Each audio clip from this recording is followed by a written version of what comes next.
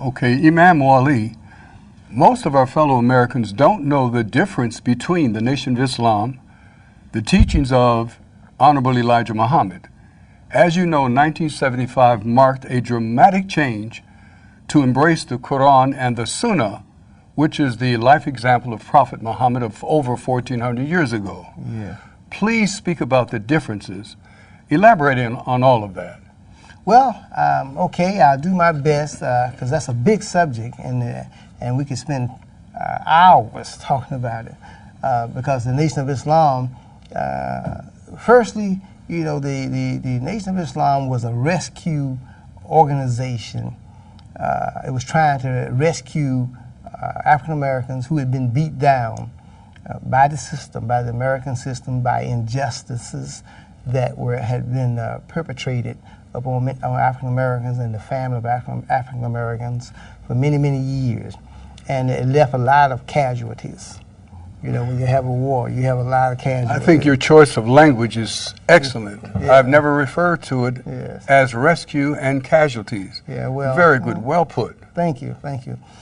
So the Nation of Islam was an organization started by a gentleman we know by the name of Farad Muhammad. Farad, W.D. Farad, we call him Farad Muhammad, but really promoted and engineered by the efforts of the Elijah Muhammad, the late Elijah Muhammad. So he was the one who used that organization, perpetuated it, and grew it, you know, to address, and used it, I might say, to address the damage that had been done to the psychic of African Americans, and also to white Americans. You know, it was a twofold thing.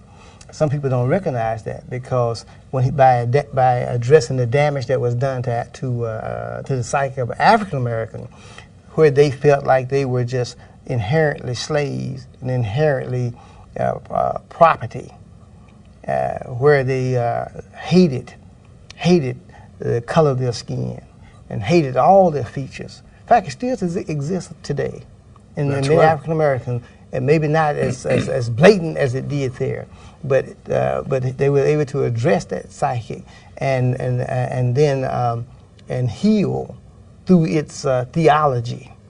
The theology was strange, but it was designed to heal the psychic of African American.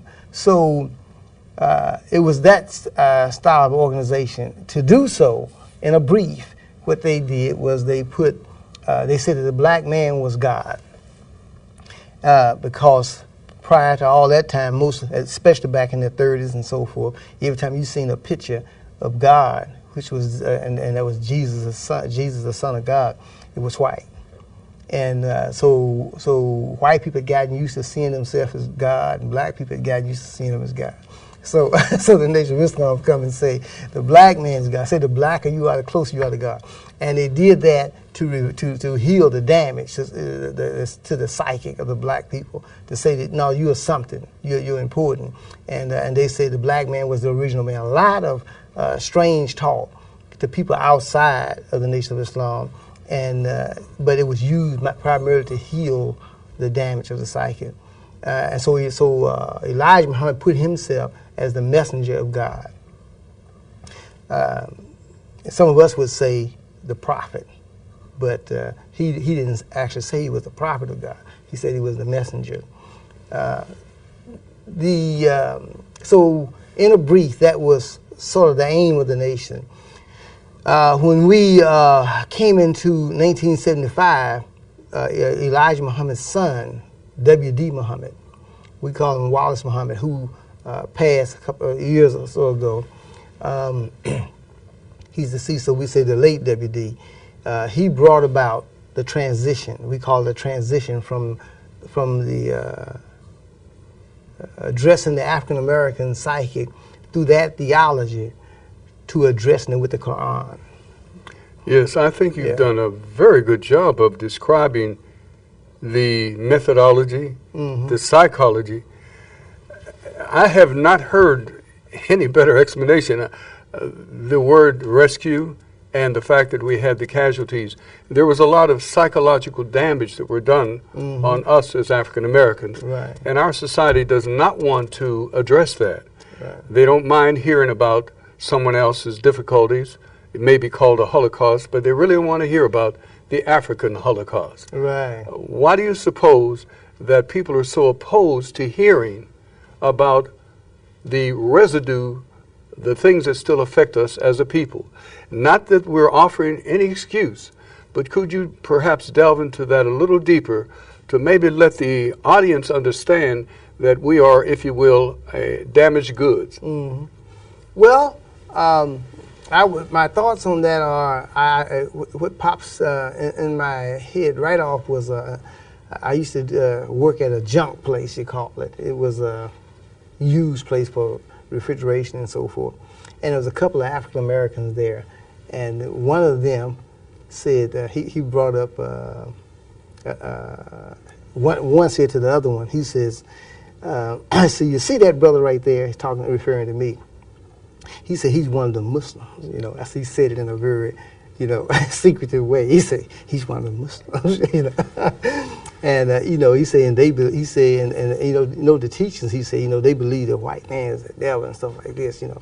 So the other one said, he said, does that mean the white woman too? You know, that's what he. And I laughed back then. Right.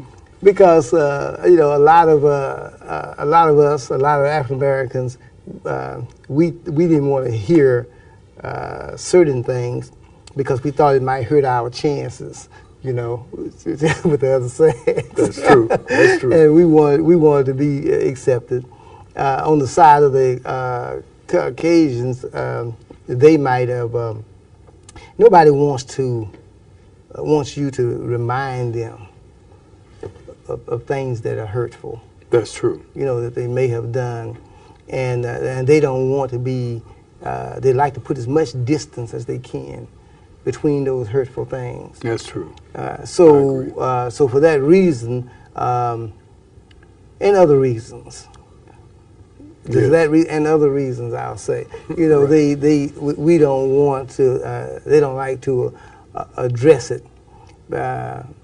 Most of those instances would have to be addressed by us. Yes. As a historical fact, something that we would do on the order, perhaps, maybe not as much as the Jewish people may do about the Holocaust or something like this. Some of those things we would address Yes. On some degree as from a historical perspective, Yes. you know, to give history accurately and to keep the lesson of that history from being lost. We would do it there, but not from vengeance and not seeking undue attention, you know, because our religion warns us of that as a condition. You know, we don't want to be seeking undue attention. So I think that you know, the two sides and many times African Americans, like I say, I just use the example of the brother that in a humorous way, but I was trying to say something I thought very important. Yes. With that humor, you know, it's just to say that and many times even we, you know, are not wanting to not appreciating our history, not wanting to see certain things in our history because we think it may hurt certain relationships, and we bought into that idea that it might hurt certain relationships.